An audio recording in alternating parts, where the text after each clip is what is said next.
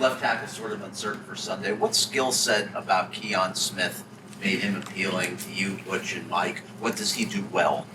Yeah, very athletic, good initial movements, has lower body power. Like everything, when you come from a smaller school and you display those physical traits, sometimes it's like just getting the consistency to really be able to dive in and learn the why to things. And it's like, that's why his training camp, he really devoted a lot of time with Lemon Butch and really worked on understanding deeper components of really the offense and what defenses are doing.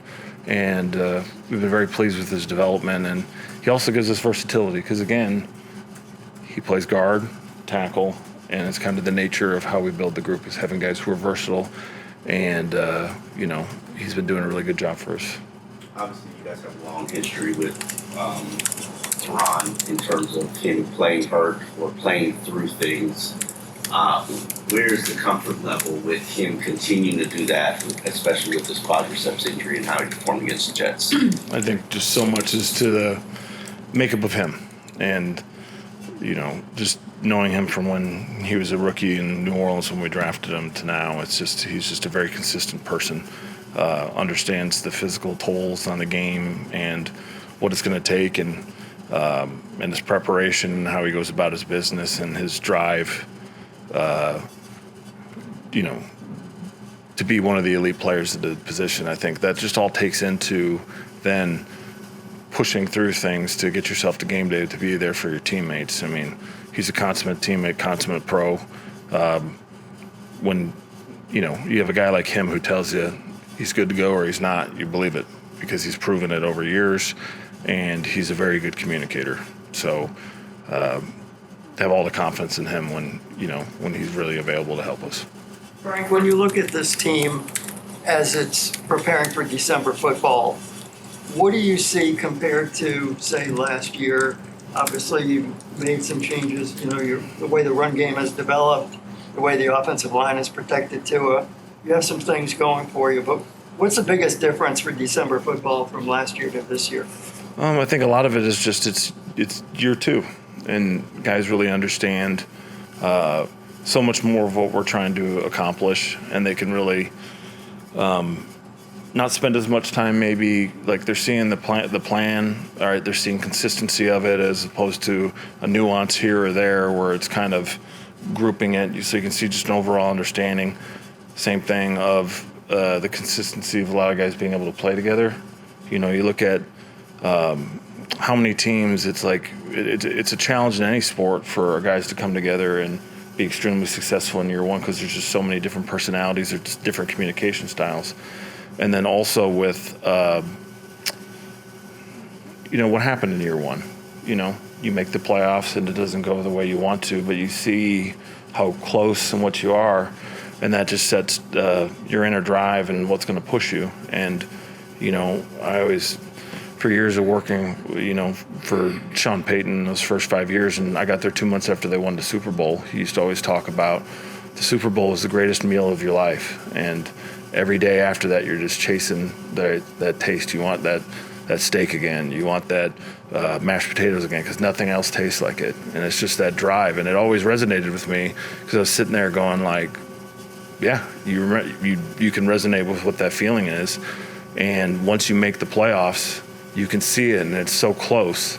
And I think that's a driving force for so many of our guys because to be your best on a daily basis, the way you're judged by your peers through the history of the game will be winning championships and how much you win.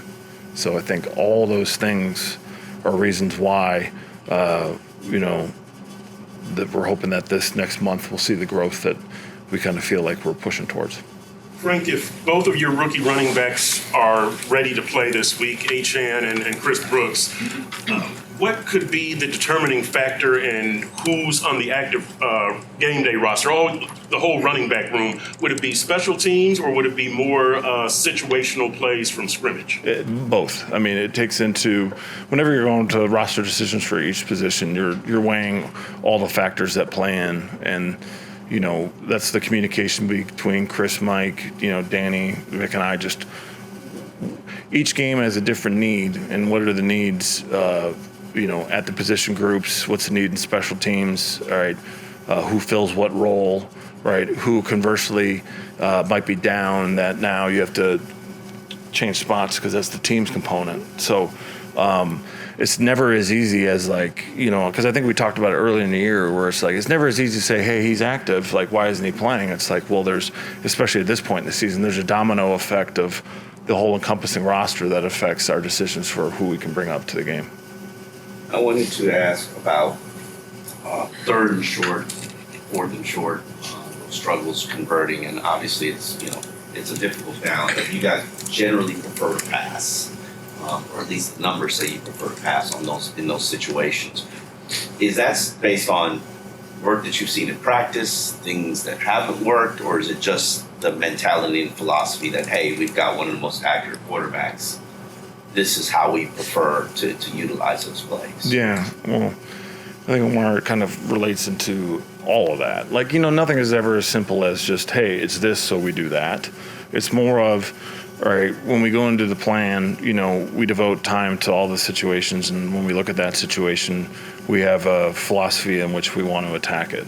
And then some days, some weeks, it's, third and 1, 2, and 3 are kind of get grouped together. It just depends upon who we're facing and why.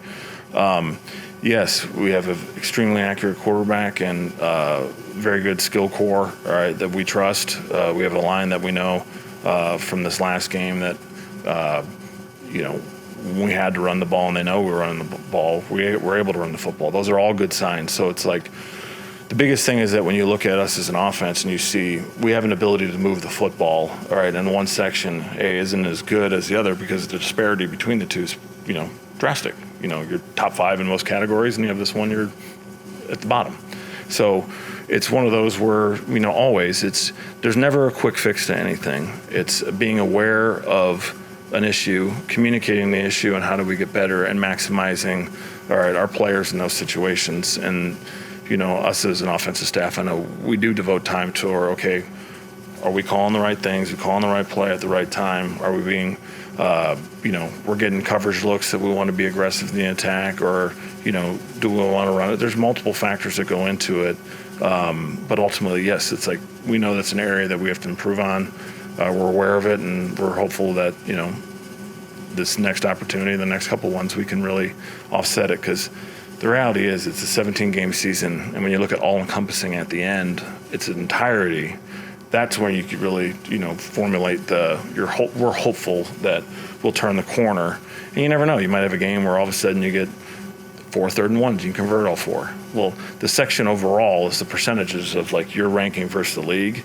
Well, how many did the other guys have? If they had 10 and you had 20, all right, your percentage would be off compared to theirs statistically. So it's just opportunities and execution. So the more opportunities you get, more opportunities to execute. And then that's why at the end of the year, you look at some teams and they have 25 third and 1s, and you go dang, and you had 12. Or you had 18 and they had, 32. So it's all about, it's a hard metric to really compare yourself in the league, and especially on that 1 yard, because you could say, it's not like everyone has 20 reps, 20 opportunities, everyone's the same, here's the measure. It's that's the variable. So that's why sometimes stats, we have to look at it from us as offensive coaches, as we look at it as a staff, our ability to move the football. If we were unable to move the football and then really struggle there is, as opposed to we're able to move the football, this area we can improve in, okay? How are we going to do it? Here's how we're going to do it. Here's how we're going to improve. Here's our emphasis, if that makes sense. Frank, just going back really quick, when you were saying the driving force for so many guys last season, winless December, what has been the biggest growth that you can see already from the accomplishments to this point entering December football? It's, when you're in year one, it's all new. And you're working towards something that's this goal, and it's all in part of the initial communication of what the expectations for the program, is for its long term. In year two, when you get into it, and then you have you don't have a history in year one. You don't have anything, because it's Many guys are new to the roster. Many guys are new to the city. All things are new. Now most of us have been together. There's that consistency of knowing this time, knowing what it was like, knowing what our expectations are. Okay, seeing the results of the history from last year, and okay, well, how do we affect it? And then you're never communicating about what the end goal is. I mean, that's the off season of, okay, here's our plan to get there. It's every day of you break it out from, if our goal is this, okay, long term, right, intermediate, now short term, if your daily goals are with the mindset towards that ultimate goal, that means your daily production, your daily output, your daily process is going to be at a high level, because you're always in your mind, you don't want to get the result that you had before because you remember what that's like. I want this, so therefore, how do we get it? And I think that's the great thing about this football team, is that they all together have that drive, have that daily process towards, how can I get better today? Because if I get better today, that's going to help everyone tomorrow, this weekend, next weekend. I think that's the greatest thing, is that you have a bunch of guys who are very accountable and want to be their best daily, and they challenge each other and they bring out the best in each other. And that's why it's such a joy to work with this team. Frank, is there a game, a play, a day where this team, your unit and specifically, had some sort of accomplishment that probably could not have happened last year? I don't know if it's like one specific moment. It's more of like situational things that occur. Like you go, like this last game. I mean, to be able to control the ball the third quarter, everything wasn't perfect. All right, you have the ebb and flow of the drive, that you have guys working together, execution. You mean, you have one play that's good, another play that's not, and you work through it together, all right, because at a time where you wanted to control the clock and establish a line of scrimmage and really, for us, set the tone for the rest of the half. I mean, that's really cool for us, because at times we could do it last year, but then you see now, like, there's moments where, a lot of the games this season we've had a lead, that was a score or two. Like that one was like the game is still a little, we had a lead or two, but like it was still kind of, you felt like, hey, we got to put it away. And like that was where you could just see the will of the guys working together, the resolve to what they wanted to do. From me being upstairs, not really seeing it, but you could, from afar, it felt like you could just feel their intensity to the moment was really heightened. And I think that's just been everything this season. Like LA, it's going back and forth and everyone stays on it. And then right at the end, all right, we score when we need to, defense gets a stop when we need to. Like, you learn from Buffalo's in the loss. You learn from Philly in the loss. You learn from Germany in the loss, as much as like those moments that you remember that are driving forces along with the success. So I think just so much of these years are situational things, not like maybe one play, but that's the greatest thing about this football team. I'm excited to go to practice today, just because you just know the level of intensity and commitment they're going to bring to each play that they're trying to execute. Frank, we know rumors are always out there. Your name has come up in association with the Carolina Panthers. Are you aware of that, or do you consider that flattering? It's not flattering, it's more humbling. So, I remember why I got into coaching, so it's like, when all that stuff comes up, it's pretty cool. But the minute you worry about your goals and where you want to go, like, you forget, like for me, how lucky I am to be here today. So,